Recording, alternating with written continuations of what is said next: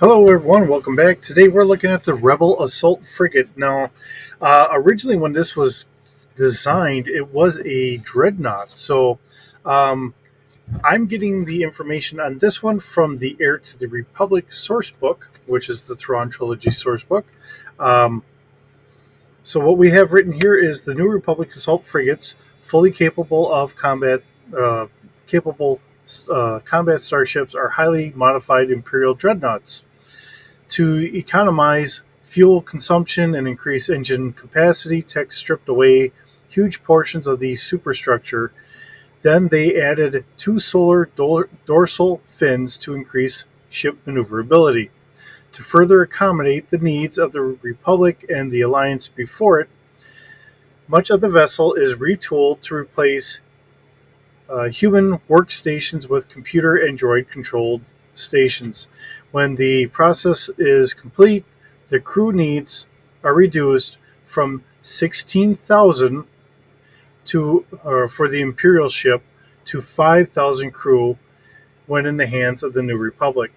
Without such loss in performance, the modified New Republic assault frigate has been stripped from docking bays or landing platforms for carried ships. However, there are 20 umbilical docking fixtures on the ship's surface.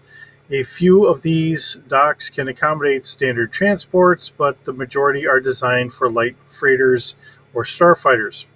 The starfighters are often used for patrol and defense duty. While these open docks expose the ships to greater risk, the power and resource requirements are much lower, and the ships can still be carried through hyperspace.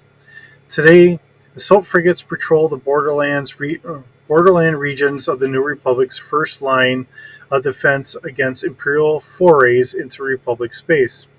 However, with the desperate shortage of transport vehicles, some have even taken off the some have even been taken off the line and used as cargo ships until regular galactic trade is resumed. So, um, in the Thrawn trilogy, there was a fleet of dreadnoughts, and this is one of them. So, what we're looking at is a highly modified vessel that has been retooled for what the Rebel Alliance slash New Republic, seeing that the Rebel Alliance really just rolled over into being the New Republic, and it was really called the New Republic at this point when all this was found. Um, but and this is another one of those. These ships originally had a slave computer attached to it, so that way you could have a smaller crew, but they still had huge crew requirements at the time. This fleet of ships, which was being chased after by Thrawn, the New Republic, pirates, you name it, because it had been rumored to have been out there for quite a long time. Um, Everybody wanted to have these and try and make their own corner of the galaxy. So this is the Rebel Alliances or the New Republic's retooling of these vessels. Um, Most notably, and I'm going to say it this way, when you look at how things are done, I'm going to guess it's a huge helping hand from the Mon Calamari. Because when you look at how they kind of design their ships, this to me resembles a lot of that. So, um, this is going to be the Rebellion era. I would say it's even going to be the New Republic era. Um, the ship was done way into the Old Republic. Okay, it is a 700-meter long ship. We have a crew of just shy of 5,000. Gunners is 118, so you need 118 gunners themselves. Just for a skeleton crew, you need a minimum of 1,500 just to get things up and running, and that's with a plus 20 to every roll. So you're going to get it up and running, but it's not going to be a very smooth ride. We're looking at about 100 troops for passengers. Cargo capacity is going to be about 7,500 metric tons. We have enough consumables on this ship for 1.5 years. This has a hyperdrive of 2 and a backup of 12. Of course, a ship like this is going to have its own nav computer. I'm sure that they've stripped out the slave computer that was on here. The maneuverability was a 1D plus 2, so just a little bit below our standard, but still a very maneuverable ship for the size that it is. Has a space of 6, so really this puts it on the same category as the Victory 2, which we just had yesterday. The hull is going to be 5D and shields is 3D. So the shields are really good. Hull is pretty respectable. Our sensor packet here, passively we can scan out to 2 kilometers. Actively we can scan to 4 kilometers. Search is going to go out to 8 kilometers and focus is 500 meters. So that's actually a pretty good focus there. We usually don't get that high for our focus. So our weapon systems, we have 15 laser cannons, 5 in the front and 5 on each left and the right. And we're going to have a crew of, we have 1 or 4.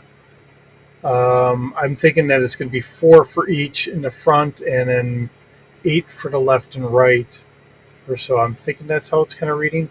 Anyways, let's see, we have a fire control 3D, so we have a really nice fire control, and this is at capital scale. It also does damage of 2D.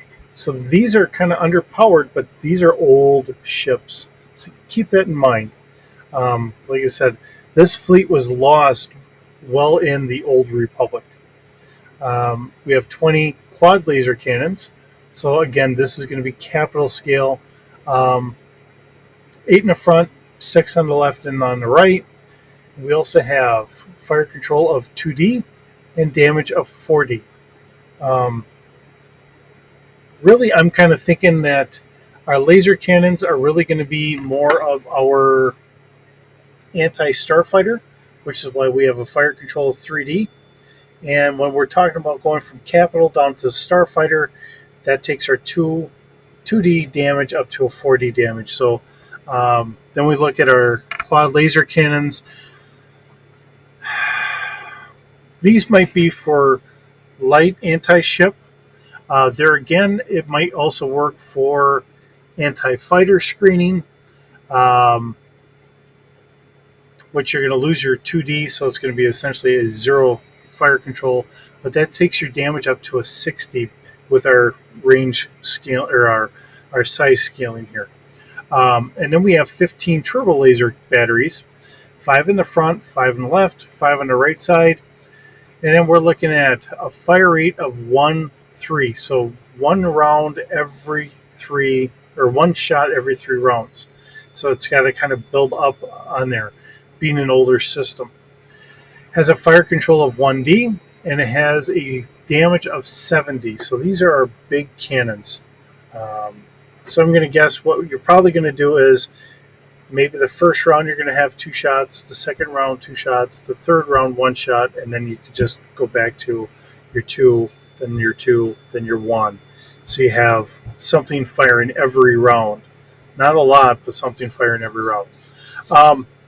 And of course we have Starfighter complement, about 20 Starfighter scale craft can be docked. Now these are all external docks is what they were saying, so there is no refit or reloading on any of your fighters or other transports in that regard then. Whatever you have outside is going to be what it is. So if you have starfighters that are relying on your proton torpedoes or concussion missile launchers, if they use up their complement, then they're just down to whatever blaster cannons that they have. And that's kind of where we are. So, that's kind of the gist of our ship here today. It's another one of those ships. This comes from the extended universe. Like I said, this is from the Thrawn trilogy. kind of going forward. I think they called it the Black Fleet because all the ships were actually painted black. And I want to say it was like some 200, 250 of these ships, and they were all slaved together. And the breaking technology was they had the slave computer on there. You could use one ship to actually help all the other ships navigate. And, things went awry. So what happened was they got lost. Nobody could find them. So now it's all these many years later, and one or two have been found or so or whatever, and kind of refit, or parts were stripped off of them or whatever. But um, essentially, everybody that was on all these ships all those years ago had all perished in one way or another. Um, and if I remember correctly, some of them had mutinied, and then it just got really bad. So this is why in Star Wars, so many of these ships are pretty much self-sufficient. They don't have all the extra slave computers. When you look at it in other genres, like Star Trek, for instance, how everything can pretty well be run by one or two people, at least for a short period of time, without too much of an adverse effect because there's so much computer controlling. In the Star Wars universe, they went that direction, but things just went catastrophically bad. So they really went away from doing that. They made sure that there were plenty of systems in place that people had to operate it by. Um, and that's why you see the ships being the way that they are. So, um, hoping everyone's still enjoying these.